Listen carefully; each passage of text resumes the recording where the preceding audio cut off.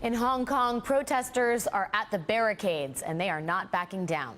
Tear gas, pepper spray, and rubber bullets have failed to dislodge thousands of pro-democracy demonstrators from Hong Kong's main commercial center since the protests first began on Friday night. If anything, their movement is gaining momentum. Today, Hong Kong's teachers' union called for a general strike, and the Hong Kong Bar Association condemned what it called the indiscriminate and excessive use of tear gas. Dramatic images of demonstrators protecting themselves from tear gas by carrying umbrellas have led some to call the movement the Umbrella Revolution. Others call it Occupy Central, galvanized in part by a ruling last month that allowed Hong Kong to select its own leader, just as long as the candidates were handpicked by communist leaders in Beijing. Aside from calling the protests an illegal gathering, China has responded in part by unleashing its biggest social media crackdown ever. The phrase Umbrella Revolution has been sharply censored on China's version of Twitter, along with any mentions of Hong Kong police or Hong Kong tear gas. Starting last night, Beijing blocked Instagram, joining earlier bans of Facebook and YouTube, ones that endure today. But none of that is stopping the uprising, one that China clearly wants to keep from spreading. A commentary in the People's Daily, China's main Communist Party newspaper, cast blame for the upheaval on a gang of people whose hearts belong to colonial rule and who are besotted with, quote, Western democracy. Joining me now is Forbes.com columnist and author of The Coming Collapse of China, Gordon Chang. Gordon, thank you so much for joining me on what is a huge moment, not just in China, but I think globally, given the importance of China to the global community. How much is at stake for Xi Jinping right now?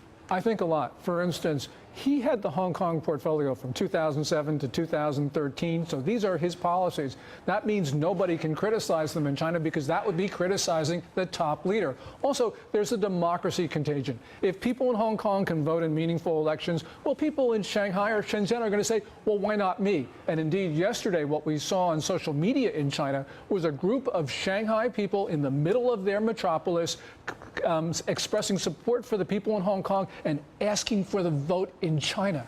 This is, I mean, we talked about the Arab Spring, and very little was made of the supposed Jasmine Revolution that was wending its way through Asia because it never really took off, in large part because the Chinese government quashed it. This has been a great fear of theirs for years at this point. Right, and on July 1st, on the annual Democracy March, there was about 500,000 people from Hong Kong in the streets in a very peaceful demonstration. This is in a city of about 7.5 million people, and on Wednesday and Thursday of this week, which is National Day in China and in Hong Kong, it's a holiday. We're going to see demonstrations much bigger than the ones over this weekend and the ones today. Do you think this is bigger than Tiananmen Square?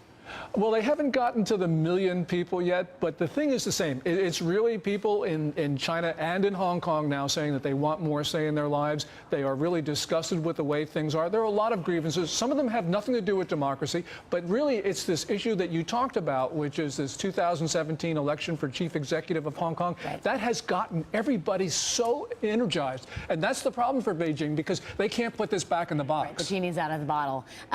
In terms of the crackdown on social media, I mean, one of the ways the message of democracy has spread is through the internet.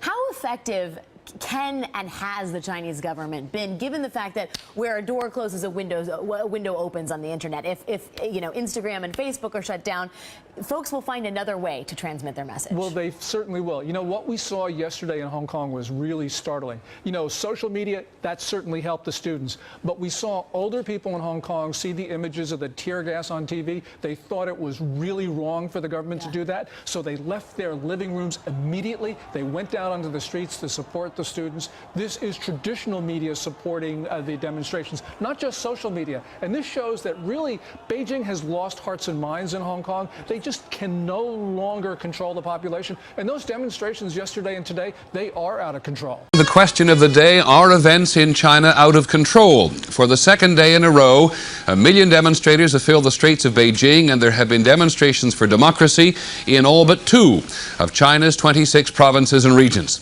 In such a revolutionary situation, the atmosphere is pregnant with rumor. Will the government move troops in to break up the demonstrations? Premier Li Peng says Beijing is in a state of anarchy. And would the army do it if ordered? There are reports that the commander of a nearby army regiment has refused to move his men into the capital. We begin there with ABC's John Lawrence. The giant square was becoming a village of tents as students camped out for the 6th night. Reports of military moves outside the city caused no alarm here. The students were more concerned with the basic necessities of their new lives as demonstrators. As for the Chinese army, I don't think they will take action. And if they come, I think they will not to do any harm to us, just to support us. Army are people's army, and no problem.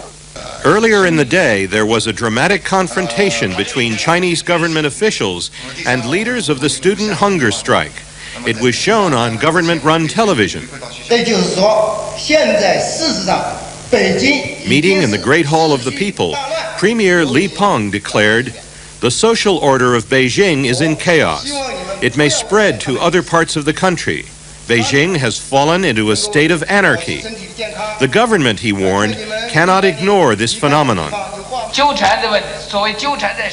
One of the student leaders who has been on the hunger strike since Saturday and is being given medical treatment was Wu Kaishi, a 21-year-old from Beijing Normal University.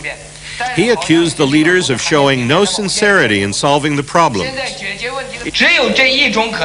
"It is not necessary," he said, "for us to talk with you anymore." Soon after that, he collapsed and was taken to the hospital.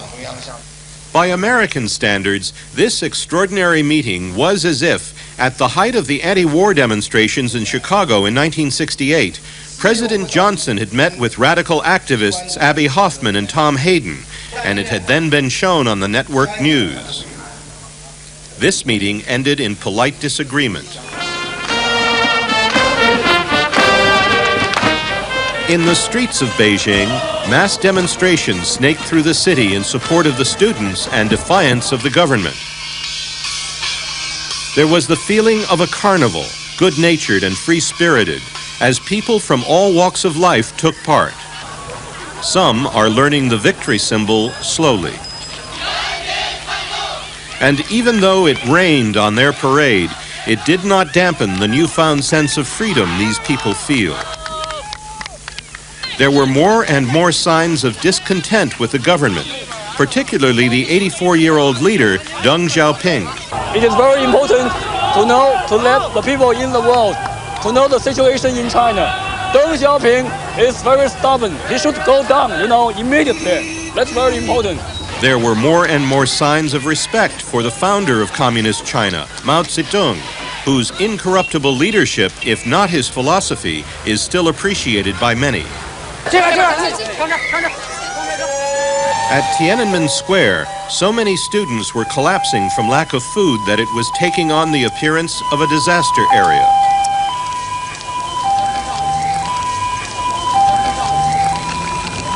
The hunger strikers were moved to buses to shield them from the rain and the unsanitary conditions in the square. Some of their professors showed up to support them. I'm a teacher. I want to stand with my students. Some of the students are now refusing medical treatment as well as food and water. The Red Cross appealed to them to reconsider. So dangerous is it to their health. And now it is Friday here, the start of the 7th day of the hunger strike. There will be more demonstrations, more marches, more protests today, amid signs, but no certainty, that the government and the students are moving closer to a confrontation no one wants to see. John Lawrence, ABC News, Tiananmen Square, Beijing.